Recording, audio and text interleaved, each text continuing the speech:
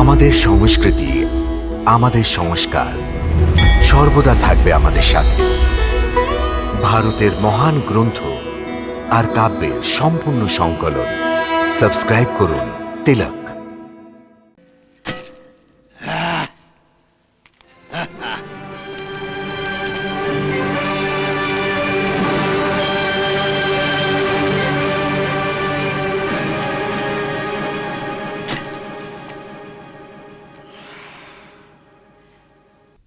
সম্পূর্ণ প্রকৃতি এই কমলের ফুলের সুগন্ধ থেকে ভরে গেছে।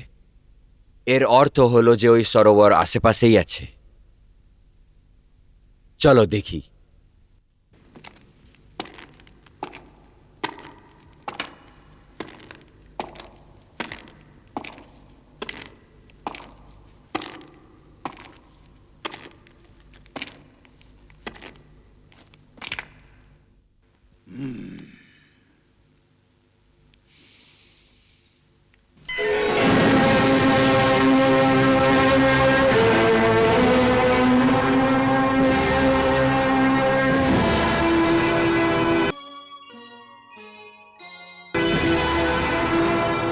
হে মানুষ, তুমি এই গন্ধমাদম পর্বতে কি করছো?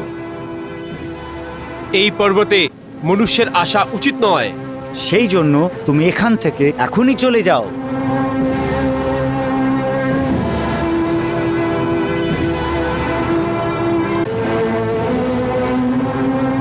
এই সুগন্ধ কোথা থেকে আসছে? ও, তাহলে তোমাকে দিব্য কমলের সুগন্ধ এখানে কেনে এনেছে। আমাদের যক্ষ লোকের সরোবর থেকে আসছে এই সুগন্ধ। আচ্ছা, কমলের এই ফুলের জন্যই আমি এই পর্বতে এসেছি। কিছু ফুল নিয়ে আমি এখান থেকে চলে যাব। আপনি আমায় যেতে দিন। আপনি দিব্য কমলকে নিয়ে যেতে পারবেন না। কেন? কেন নিয়ে যেতে পারবো না? কারণ মনুষ্যের ওই পুষ্পের ওপর কোনো অধিকার নেই। ওই পুষ্পের ওপর শুধু যক্ষ লোকের অধিকার আছে। এই সৃষ্টিতে যে ফুলই ফোটে ওর ওপরে কোনো একজনের অধিকার কি করে হতে পারে? এটা তো প্রভুর আবিষ্কার, আর এর ওপরে প্রত্যেকের অধিকার আছে। এই পর্বতের নির্মাণ যক্ষেরা তো করেনি, তাহলে এই কমলের ওপরে এবং এই দিব্য সরোবরের ওপরে যক্ষদের অধিকার কি করে হতে পারে? আমি এই ফুলের জন্য এসেছি, আর এই ফুলকে আমি নিয়েই যাব। হে মানুষ, তোমার এই কথায় অহংকারের গন্ধ আসছে। তুমি আমাকে আবাহন করছো। তুমি এই কথাটা একদম জানো না যে আমি এই সংসারের সবচেয়ে বলবান পুরুষ। হে মনুষ্য, আমরা তোমাকে সতর্ক করছি। তুমি যদি সরোবরের দিকে যাওয়ার চেষ্টা করো তাহলে আমরা তোমাকে জীবিত ছাড়বো না। তুমি যদি তোমার ভালো চাও, এখান থেকে ফিরে চলে যাও। আমি ফিরে যাব, কিন্তু খালি হাতে নয়। হাত আমাদেরও খালি নয় মানব।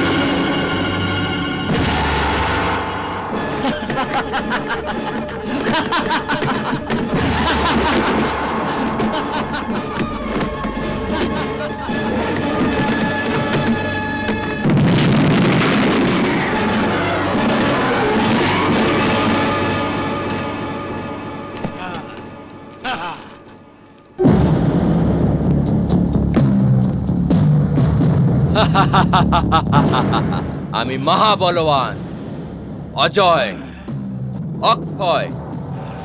এই সংসারেই নয়, ত্রিলোকেও আমাকে কেউ পরাজিত করতে পারবে না। হা!